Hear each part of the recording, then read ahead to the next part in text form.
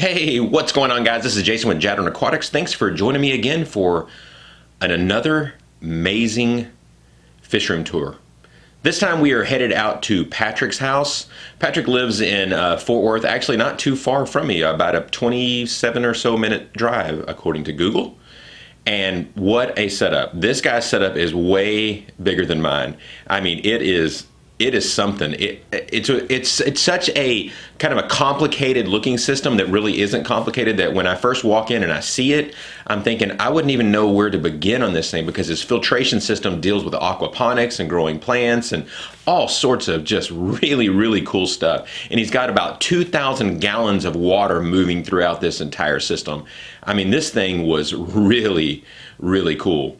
Still got plenty of t-shirts left. If you guys are interested in your t-shirts, I figure probably the best thing to do is hire a professional model. So here we have a shot of a professional model wearing one of my shirts. Yeah, that's actually my granddaughter, but that picture was so stinking cute that I couldn't help but share it. There's a link down below if you guys want to, if you're interested in buying one of the shirts, just click on that link down below. Also, be sure and you want to subscribe to Patrick's page so he can explain more in other videos that he has about this incredible fish room and the way this filtration works, because we're not going to be able to completely cover it all in these videos. I'll break this video up into multiple parts because we did a lot of filming. All right, so enough talking about it. I know you guys want to see this thing, so let's fire it up. I'm a fish nerd, a fish nerd, a fish nerd, a fish nerd. So here I've got, and this has been a dream of mine, I've got some angels that will go and raise their own fry. I mean, I've bred angels before. This is the first time I've successfully had a pair that go and take care of the eggs, take care of the fry, have a cloud of eggs, and there's only a few more fry in there because most of them I caught and moved. There were a lot, but even the ones that are left, you see how big they are, and you know, these guys might be laying again soon, I don't know. But I love those guys. They got that blue on the fin, and just the shape of them, how long they are. I love that angel pair. Here are my Moscow black guppies. And if you look at some of them, they've got the Geisen gene, that ribbon fin. And the thing about the ribbon fin, especially like if you look at this guy right here, okay, he can't breed, that guy, because of that ribbon fin. His gonopodium's too big. So when you're carrying like ribbon fin, you have to have ones that aren't homogeneous or homozygous for it, rather. That way you can still breed and carry on that ribbon fin trait, that Geisen gene. So those are the Moscow blacks, and I love them. There's not much happening in this tank. I had some peacock gudgeons, but I think the room might be too hot for them. Even though I bred some before, you know, not much going on there. In here I had the Albino Red Guppy, but I didn't have any males for it, so I put another male in there, and these are the fry. I took the male out, and I'm just gonna kind of see which ones I like and cull out whatever I don't. And then you also have the Najas grass, guppy grass going all over, and hornwort. Here, just the regular red guppies that I sell for like $1 each. And yeah, and then you have cherry shrimp in there. And here, some of the blue guppies. And what's this plant growing in here? So I think it's called moneywort. I trim it all the time because it'll grow way out here. It'll even start to like bloom.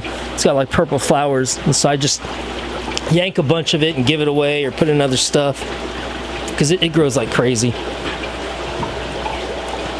I've got some, they're I think right over here. These are the praycocks, neon rainbows, and I don't know if I have any females. Because I'm trying to have them just breed by themselves. That's why this is full of plants.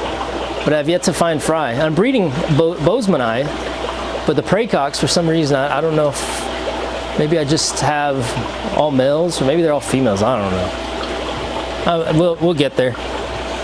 So here are the yellow type guppies, and all these fry are just from that female. And then there's a bunch of cherry shrimp in there too that you can see in the spawning mops.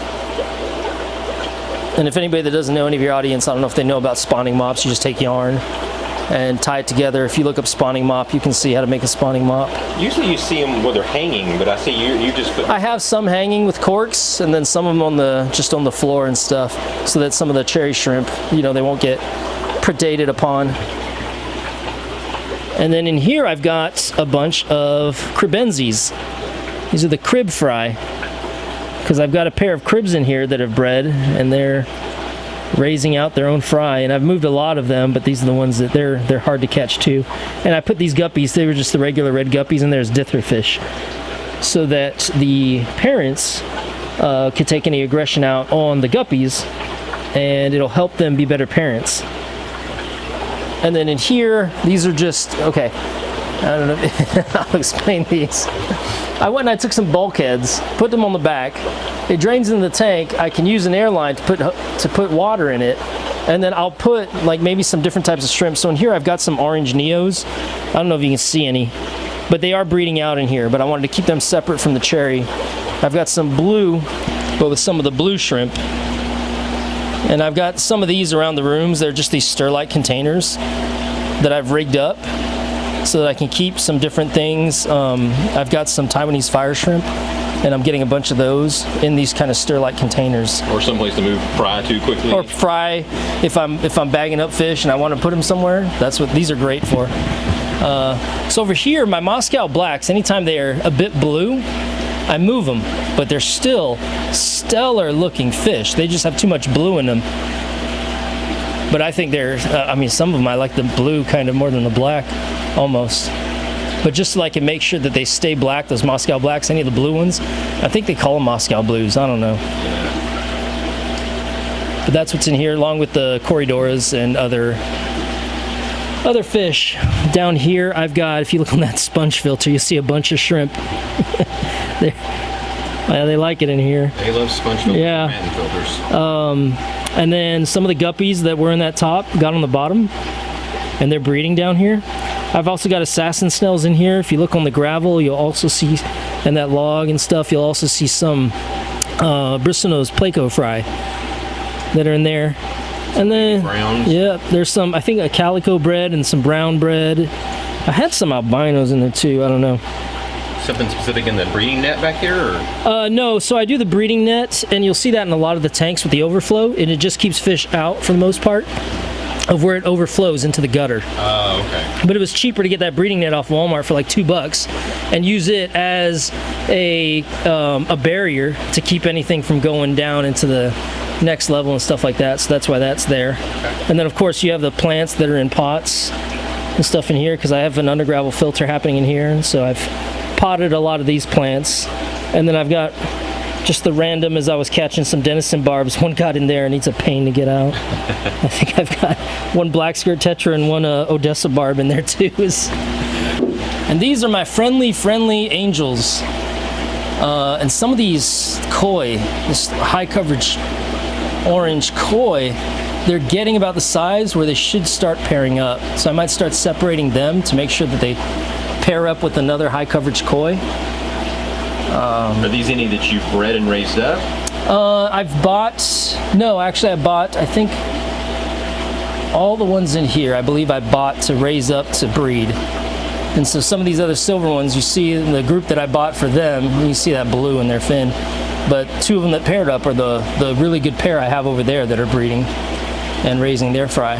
What's the Matin filter's big separation for? So in case I want to bring something over here, and I don't have anything over there yet, but if I want to, and the Matin filter is just great filtration, and keep in mind that any filter that I have in one tank, it's really helping the whole system. And so I got a Matin filter for Christmas because I asked my family for Matin filters.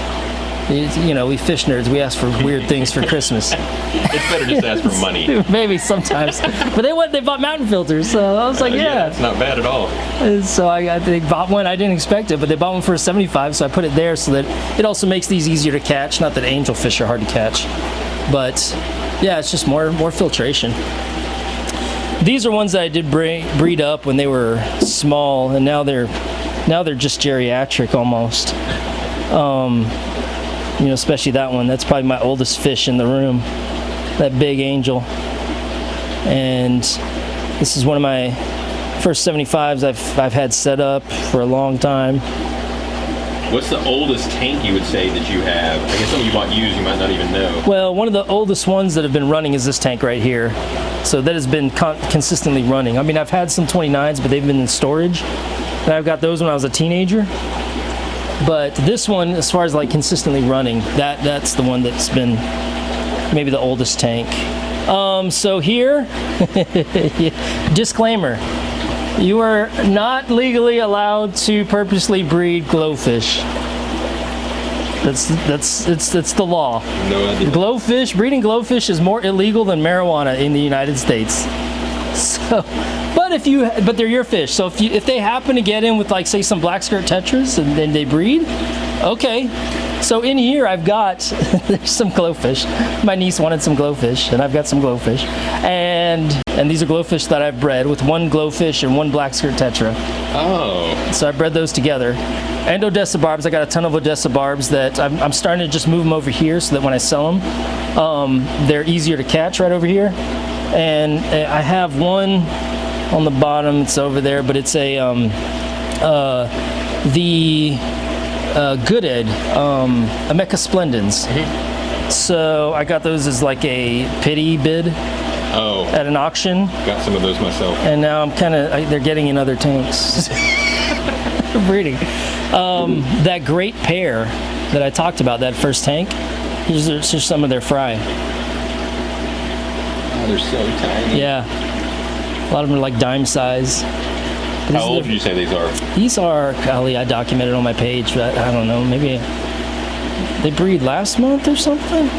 Maybe? I don't know. I'd have to look. I'm not entirely sure. So over here, just some rams. I'm waiting for some of my rams to pair up, because I would love to be breeding a bunch of rams for sure. But it's, yeah, I've not had success yet, so I'm waiting for, if I can have a pair breed, then I can easily pull some eggs. So, all right. So I want you to look right now, and it looks like this tank is empty, huh?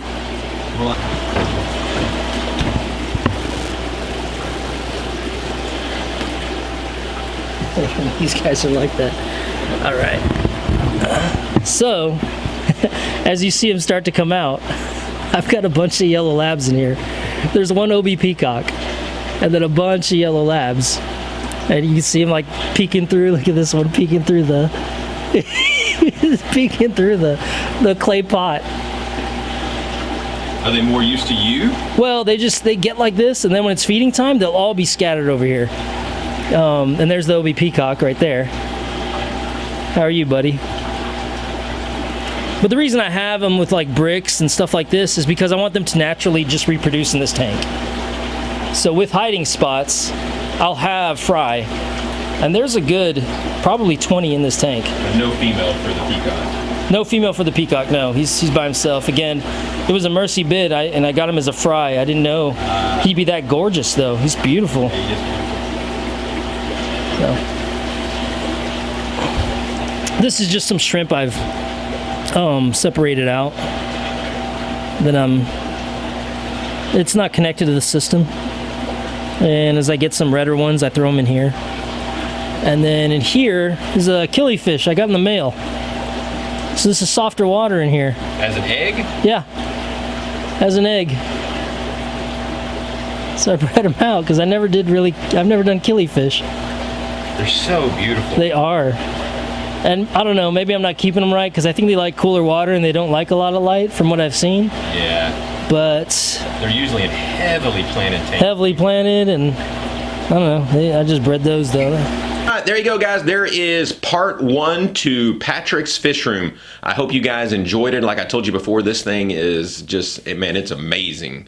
It's so cool going into other fish rooms and to come into this one and just see just the way that he's doing it and the way that he's thought this thing out and actually had a sunroom built just for his fish room. It's just cool. So be sure and leave a comment down below if you got any comments. Be sure and subscribe to my channel if you haven't already subscribed. So thanks again, guys, and God bless.